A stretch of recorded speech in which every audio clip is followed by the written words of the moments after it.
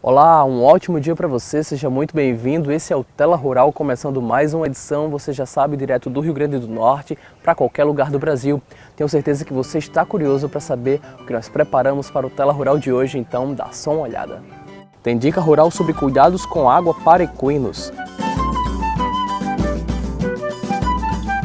Hoje entrevistamos o cordelista Gelson Pessoa. E no quadro Cura Verde, o professor de farmácia Edivaldo Micali nos apresenta as propriedades da hortelã. Fica com a gente que o Tela Rural acabou de começar.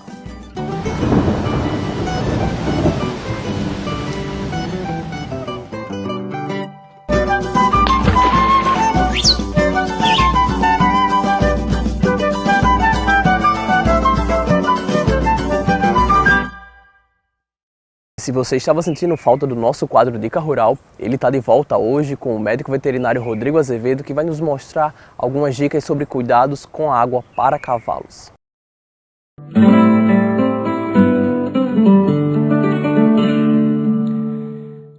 Hoje vamos falar da importância da água para a alimentação dos cavalos, certo? Então, a água para os equinos ela é de suma importância, levando em consideração que o organismo ele tem grande porcentagem formada de água e a água é necessária para as funções fisiológicas desse organismo. A quantidade de água que o animal vai ingerir vai depender da temperatura e umidade do ambiente e também da quantidade de alimento seco que ele vai ingerir. Um animal em situação de conforto térmico e que não tem um trabalho de sela ou não está em fase de lactação ou de gestação, ele vai ingerir em média 20 litros de água por dia. Já animais que estão em dias de prática esportiva, em dias de trabalho intenso ou éguas em lactação, chegam a ingerir até 60 litros de água por dia, ou um pouco mais do que isso. Uma dúvida que praticantes de esporte com cavalos e criadores de cavalo têm em relação ao consumo de água durante o exercício, certo? Essa água, para ser fornecida ao cavalo, tem que ser em pequenas quantidades e água em temperatura ambiente, pois em grandes quantidades ela pode acarretar numa laminite devido à diferença de osmolaridade da água com o sangue do equino. Então o ideal é que ele não beba grandes quantidades durante o exercício, e sim espere que após o exercício o animal retorne à sua temperatura corporal normal para poder ingerir uma maior quantidade de água. Com o passar do tempo, a criação de cavalos passou a ser cada vez mais em ambientes modificados pelo homem. Como na natureza a fonte de água seriam mais rios e outras nascentes, nos aras e centros de treinamento, essa água ela vai ser fornecida ao animal em coxos. Certo? Então sempre tem que ter o cuidado para essa água estar sempre limpa e em temperatura ambiente, pois tem cavalos que quando essa água está suja, eles evitam a ingestão de água, isso aí vai trazer problemas de desidratação, podendo acarretar em problemas gastrointestinais. Daí a importância de sempre ter água de boa qualidade à disposição dos cavalos, pois no mínimo ele vai ter que recorrer a essa fonte de água 7 a 8 vezes por dia.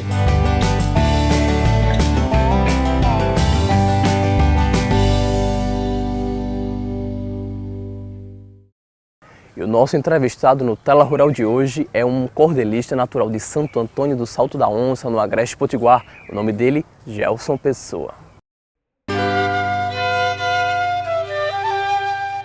Eu nasci com muito amor, pois eu nasci no Nordeste. Salto Oncense Agreste, um povo que tem valor. Sou a fala e o calor do povo potiguarino. Asa branca é o meu hino e até hoje eu escuto. Me orgulho de ser matuto do meu torrão nordestino.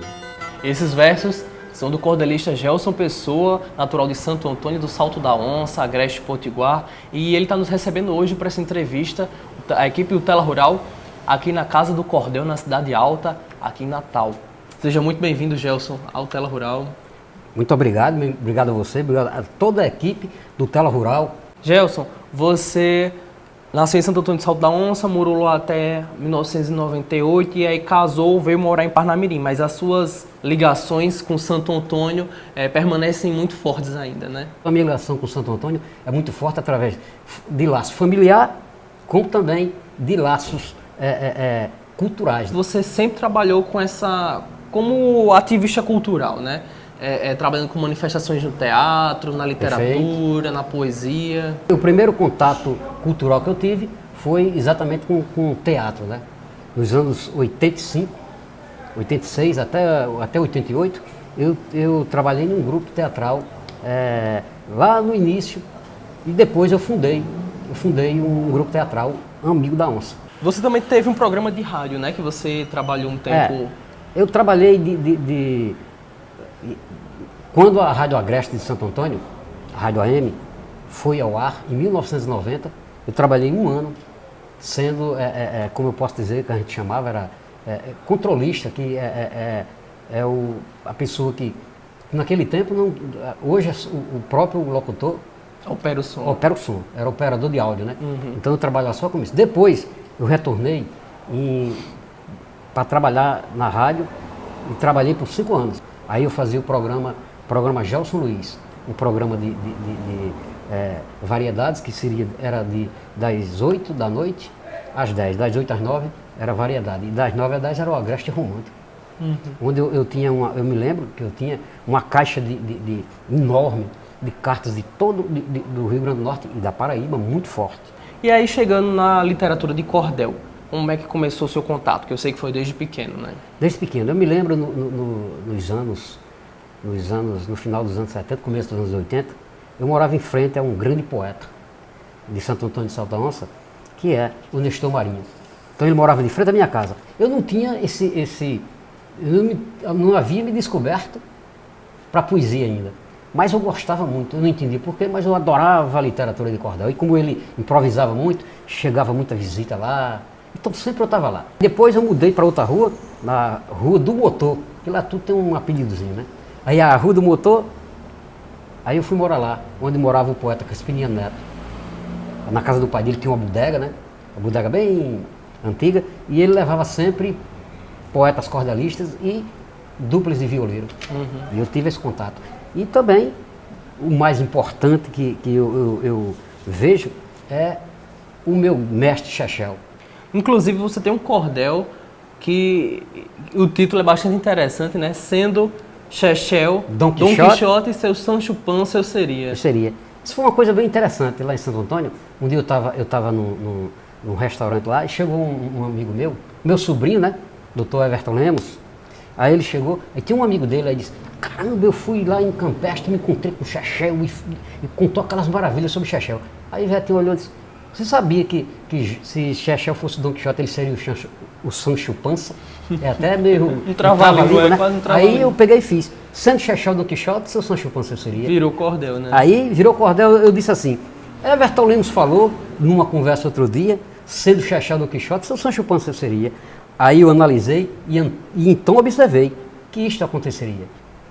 Sendo Chechel Dom Quixote, seu Sancho Panza eu seria, pois acompanho os seus passos com a maior alegria. Sem o seu ensinamento, lhe digo neste momento: poeta eu não seria. Quando foi que você passou realmente de apenas um apreciador do cordel para alguém que escrevia poesia?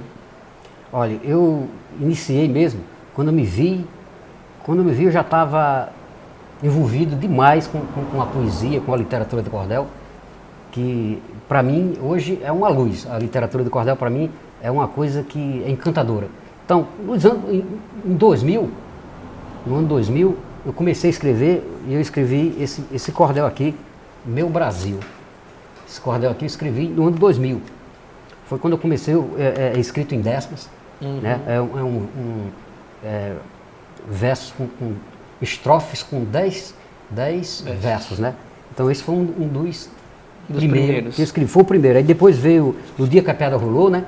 Que é uma história curiosa lá de Santo Antônio de Salto da Onça, da Pedra da Onça, e também esse Sendo Chechel Dom Quixote, Sancho Panza eu seria.